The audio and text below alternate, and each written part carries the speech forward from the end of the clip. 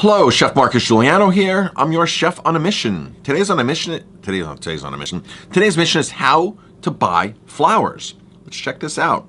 And this can come in very handy for days like Valentine's Day. All right, here we go. Bloomberg.com, I found an article here, and I found this the day before Valentine's Day, so this is perfect timing. Can flowers really be eco-friendly? By Rachel Paley. All right, here's what Rachel found out in reporting back. While it may be fashionable to investigate the early childhood of your steak, when was the last time you probed your florist for the provenance of your flowers? Okay, so yeah, it's very true that people want to know where their steak comes from, where their fish comes from, where their food comes from, but how about your flowers? Where's all that flower production coming from? According to the most recent USDA figures, the U.S. produced 374 million in wholesale cut stems in 15 states that produce the majority of domestic flowers, California being the most at 78%. But this only reflects a fraction of what Americans are actually buying in the U.S. for flowers. The most imports come from South America for flowers here in the U.S. The Census Bureau put figures on this in 2016 of fresh flowers, foliage, and seeds at a $1.2 billion market in the U.S. So it's massive. It's 3 times what we have here, that we produce here alone. So we are importing a lot of that. With so many blooms originating outside the U.S., assessing what has and hasn't been raised sustainably is a very thorny issue. Were chemicals used? Did the farm practice good water management? Is the farm built on a former rainforest? Were the people who grew the flowers paid fairly and treated humanely? What was the ecological cost of transporting the flowers? What does eco-friendly really mean anyway? Now in the food business, this is all big topics, big buzzwords. There's a lot of unfair labor in food, lots and lots of slave labor in food, and I can only assume in flowers is the same thing. Look, for example, sugar production, chocolate production, tomato production, seafood in Asia, especially Thailand, coffee. There's many things across the globe that have very, very, very unfair labor, if not downright slave labor, especially when it comes to the sugar production that's happening in the Dominican Republic. That most of that stuff comes here to the U.S. Just horrific. Once these Haitian refugees cross the border into the Dominican Republic, because Dominican Republic, they don't like the Haitians. They get to these sugar plantations, and no matter when you show up in your life, whether you're 15 or 20 or 25, you basically die at these plantations. You're there for life. There's no recourse for you. There's no refuge. You're there and you just do what you're told and get paid when you're not happy about it, but that's, the reality of a lot of how food is produced, unfortunately. It's complicated and a much deeper issue than just saying something is sustainably grown, says Mark Hakadorian, director of the Nolan Greenhouses at the New York Botanical Garden. He points to certification programs to help consumers cut through the noise. Perfect. So we have some certification programs here. Because if you go to the store, you might say, "Oh, are these sustainable?" And the store might say, "Yeah, sure it is." Like the store are not even thinking like, "Well, what's sustainable about growing flowers?" Or not sustainable about growing flowers. So you really need to ask lots of questions when you go to a store to buy flowers or food.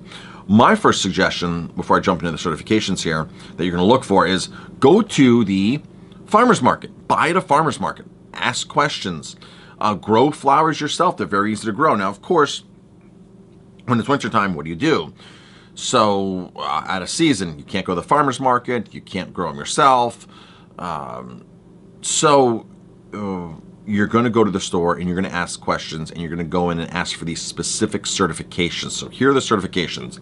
For flowers grown in California, there's Bloom Check, BLOOM check, Bloom Check, which states its goals ensuring best practices for sustainability when it comes to water, air, and soil quality, wildlife protection, social impacts, and workers impacts on workers and the community.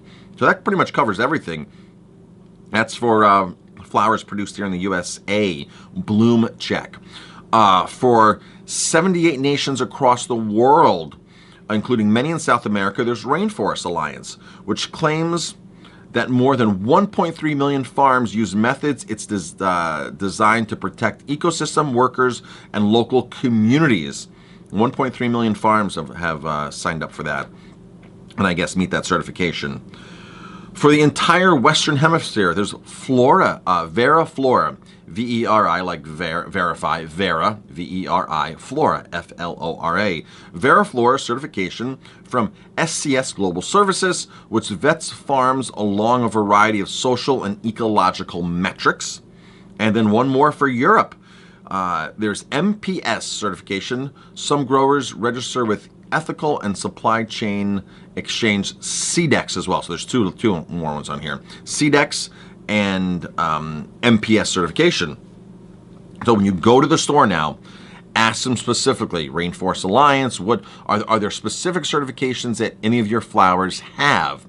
And of course, you're going to want to buy those if you care about what you're buying, if you care about the communities and all that kind of stuff. Ask and encourage store owners, shop owners at flower shops to have options, and then thank them for when they do have options. That's the biggest thing. For me as a chef, we go through all these great lengths to source awesome food, great food, local food, slave labor-free food. And when people say to me, keep up the good work, thank you for what you're doing, we appreciate what you're doing, that means so much to me, because now I know people are actually listening and appreciating what I'm doing. So please, by all means, when you go to a restaurant and when you go to a flower shop, in this case, let them know, say thank you so much. Let that owner of the shops or the restaurant know that, because a lot of times we're faced, us restaurateurs, as business owners, we're faced with saying, gee, do I buy something that is sustainable, more sustainable, and pay 20% more, and maybe not be able to sell it for 20% more, but just pay more for goods and be able to try to manage a business by buying better ingredients. And if nobody's saying anything to you, you're going to be like, well, gee, it's not worth it. I had a friend who had 9 restaurants that he certified green as. He saw my green certification and he decided to do it himself. And after a couple years ago, Marcus, nobody's really said anything to me. It's not driving my business. So he stopped the certifications. He stopped them in like all 9 restaurants.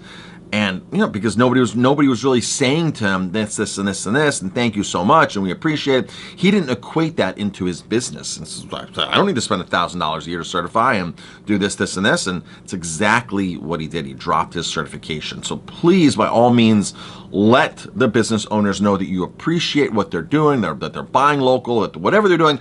Let them know that you're coming in for that, so it doesn't go unnoticed. I'm Chef Marcus Guiliano. Thanks for watching. If you like my videos, please hit like, subscribe, pass them on, share them, leave comments.